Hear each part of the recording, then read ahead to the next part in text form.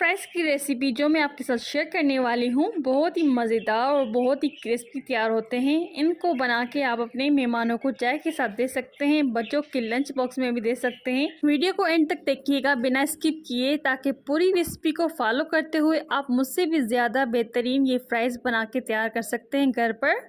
अगर आपको ये रेसिपी अच्छी लगती है तो लाइक ज़रूर कर दीजिएगा और कर दीजिए एक छोटा सा प्यारा सा कमेंट। तो इस तरीके से हमने सारे बना लिए थे। तो ये नई तरीके की रेसिपी ज़रूर ट्राई कीजिएगा, फैमिली फ्रेंड के साथ ज़रूर शेयर कीजिएगा। तो इस रेसिपी को बनाएं, खाएं, एंजॉय करें फैमिली फ्रेंड के साथ।